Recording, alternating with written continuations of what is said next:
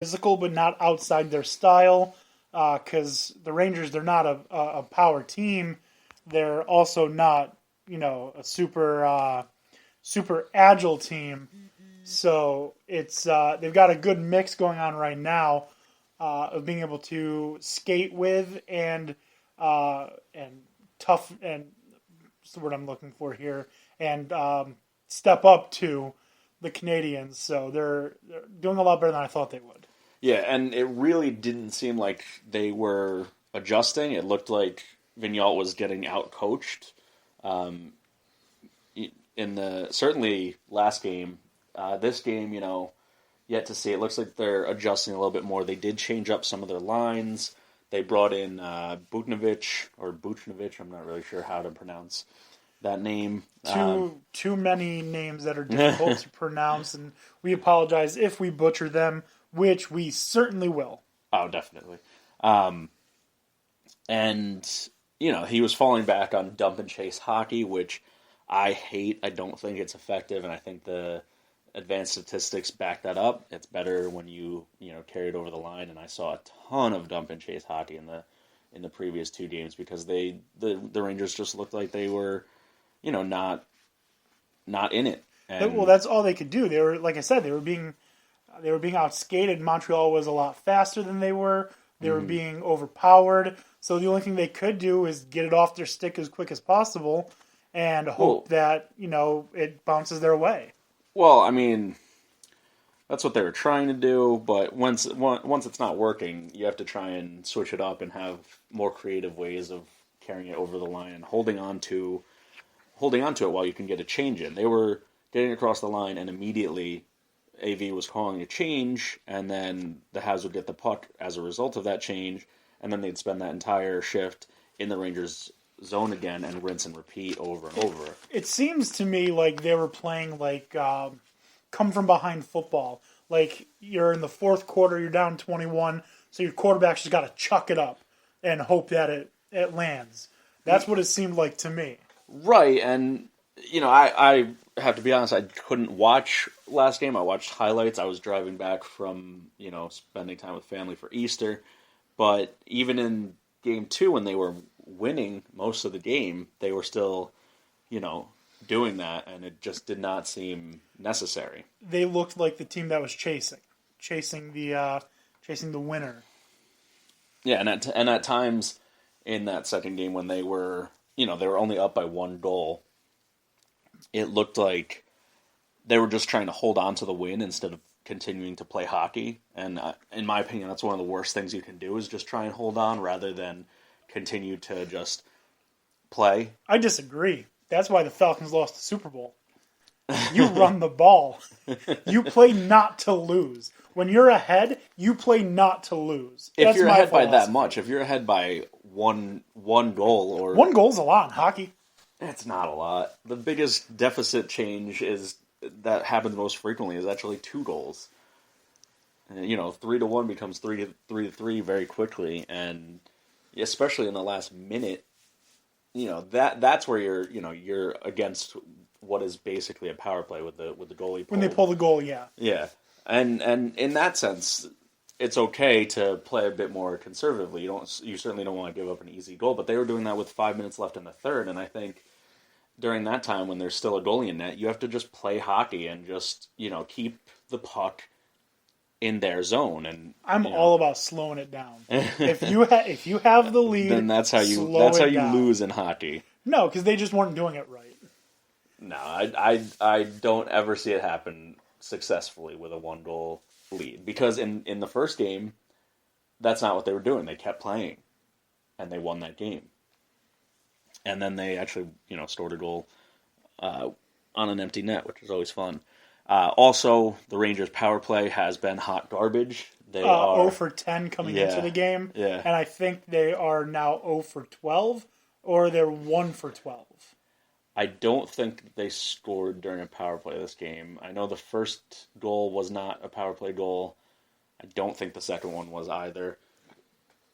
And, I had noted that it was time to switch things up, and it looks like they have a little bit.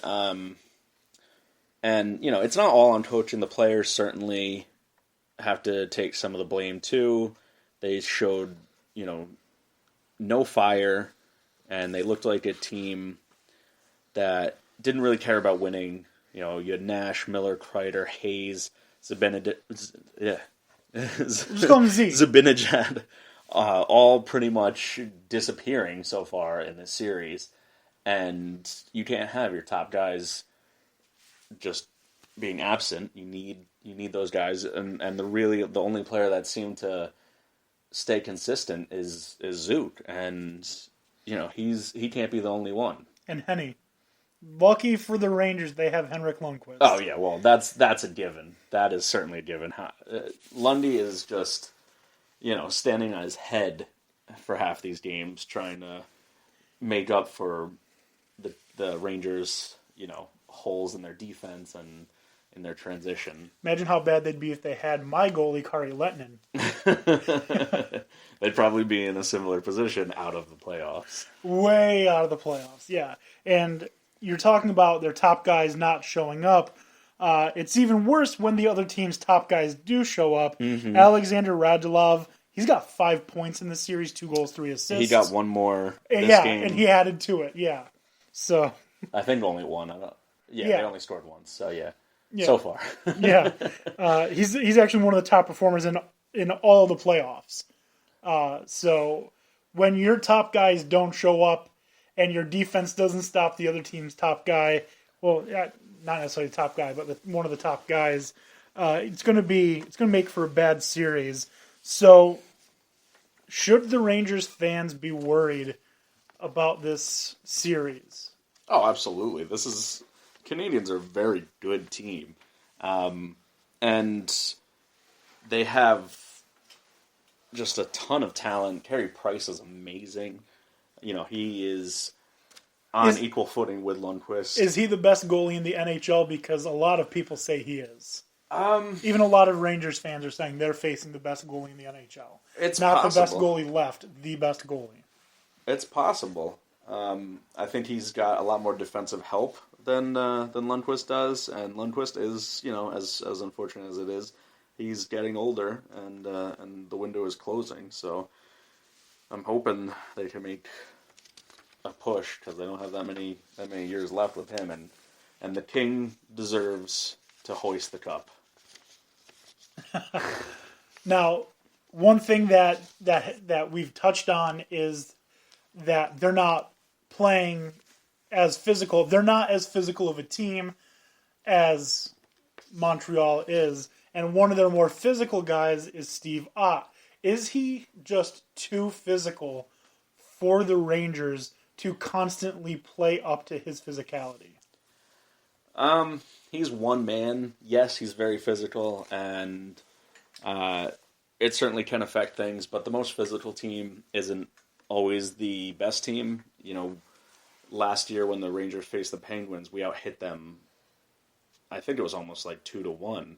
Maybe not quite that high, but they skated past us the entire time.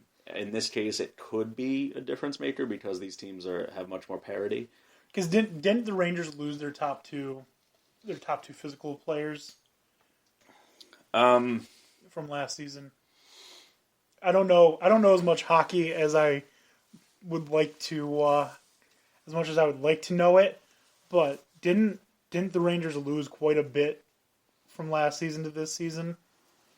I don't think it was as bad as everyone was worried about. I think they're, a pretty similar team, and hopefully Buchnevich can emerge as a game changer as he was projected to be. So they're not as physical, but they could be a more skillful team. But unfortunately we might not see it if they're knocked out in the first round before they have time to realize that. And it's gonna come down to a little bit of coaching too, because AV has to switch his strategy. He likes quick defensemen that can pass, and besides the technical rookie Brady Shea, we don't really have many of those that aren't, nearing their elderly years on the ice. And I don't care what sport it is. If someone's describing my defense and the first word they use is fast, I'm not too excited. I want my defense to be physical. Mauling is probably the word I would like to hear about my defense. If my offense is speed, I'm good with that. You need in the NHL though. You need quick defenders. You need your PK Subins, and otherwise you're just going to get decimated by Ovechkin and Crosby, especially Ovechkin because he's not afraid to take a big hit he's a big guy. or to give them out. He's going to go toe to toe with your physical defender, and then he's going to skate right past him. Right. I'm not saying I want them to be slow, but I want my defense to be more swarming, more physical than speed, I would say. Well, you got that in the Rangers, unfortunately. There's just so little speed that it's not balanced. Right, and that's to the dismay of many people I know, especially being here in the great state of New York. Yes, including myself. Yeah. So as far as this series goes, I think Canadians still have the advantage, but if the Rangers do tie it up tonight, tie the series up, then it's really anyone's. Yes, the Canadians have 2 home games, but the Rangers have been better on the road than they have been at home this entire season. So, right. I really think it's up for grabs. If they lose, then I think Canadians take it. I don't think this is the same team that, was in the playoffs 2 years ago when they came back from a 3-1 deficit against the Penguins. And, I think they went to was that the year they went to the Cup? I think it was. Maybe that was 3 years ago now. But, yeah, I think everything rests on this game for the Rangers. And right now they're up 2-1 at the end of the second period. So, 20 minutes is what's going to determine their fate in my eyes.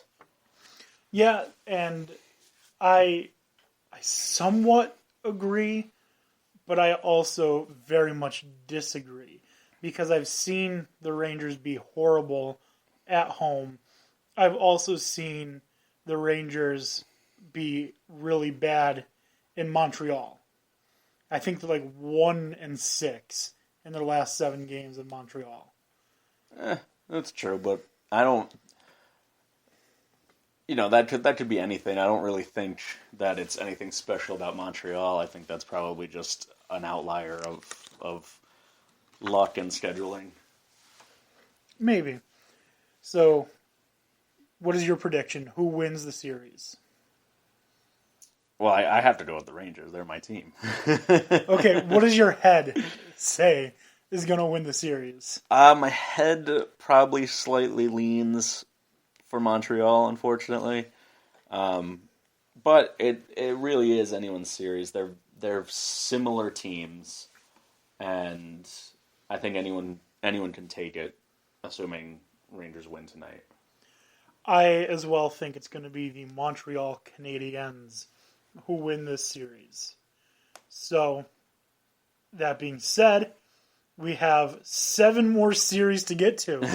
We've only scratched the surface of hockey. Yeah, I think these next ones might go a little bit quicker. After all, I don't know. Our least favorite player, or depending on how you look at it, most favorite, is coming up in one of the upcoming series. We'll get to them in just a few minutes. But the next one would be Penguins versus Blue Jackets. I mentioned earlier that Alexander Radulov was one of the highest scoring players in terms of points. Evgeny Malkin has scored more points. Yes, Evgeny Malkin 2 goals, 4 assists so far in the series against the Blue Jackets. The Penguins at this point are up 3-0 in the series. Their game is going on right now. Columbus is up 3-1, 12:24 to go in the second period. But you never know. Columbus was up what? Was it 3-1 or I think that was something crazy. Right, and then the Penguins came back last game and won 5-4 in in overtime. Was that them or am I Yeah, misremembering? something like that. And the